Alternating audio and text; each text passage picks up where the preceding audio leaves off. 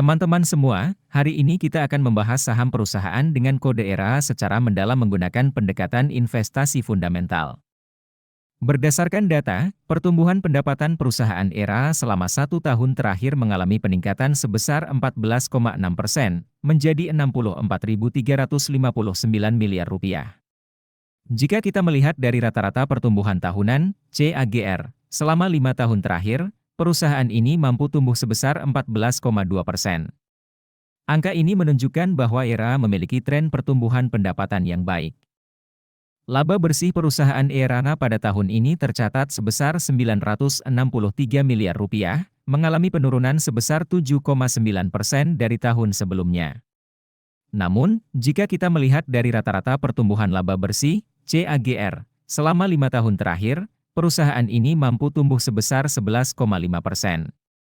Ini artinya, meskipun ada penurunan di tahun ini, secara historis ERA tetap mampu membukukan pertumbuhan laba bersih yang baik.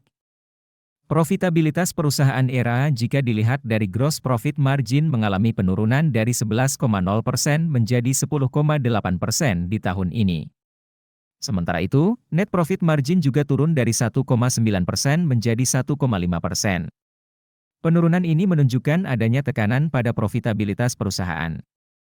Return on Asset, ROA, perusahaan ERA tahun ini tercatat sebesar 3,8%, turun dibandingkan tahun sebelumnya yang sebesar 4,6%. Sementara itu, Return on Equity, ROE, juga menurun dari 14,1% menjadi 11,7%.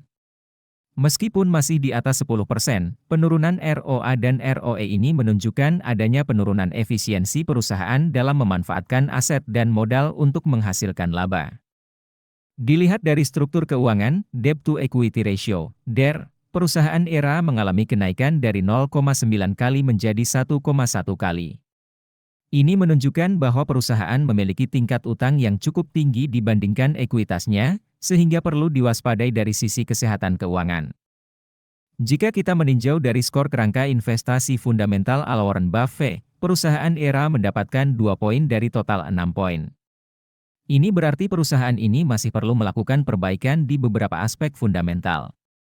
Untuk melihat secara mendetail, kalian bisa download aplikasi investor yang link downloadnya ada di deskripsi.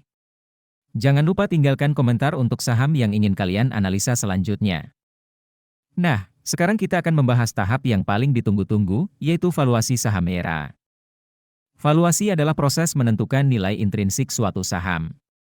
Margin of safety adalah selisih antara nilai wajar saham dengan harga pasar saat ini. Nilai wajar saham dapat dihitung menggunakan berbagai metode, seperti price to book value, PBV, dan price to earnings, P ratio. Berdasarkan analisis menggunakan metode PBV, nilai wajar saham ERA adalah Rp523 per saham. Saat ini, harga pasar saham ERA berada di Rp418 per saham. Ini berarti margin of safety atau selisih antara nilai wajar dan harga pasar saat ini adalah 20,0%.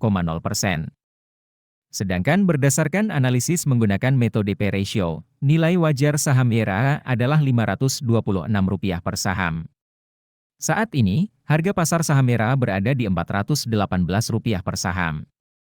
Ini berarti margin of safety atau selisih antara nilai wajar dan harga pasar saat ini adalah 20,5%. Nah, teman-teman semua, itu adalah analisis saya terhadap saham ERA. Ingat, keputusan investasi adalah tanggung jawab masing-masing individu. Jadi, pastikan kalian melakukan analisis dan riset sendiri sebelum memutuskan untuk berinvestasi. Semoga informasi ini bermanfaat bagi kalian. Sampai jumpa di analisis saham selanjutnya.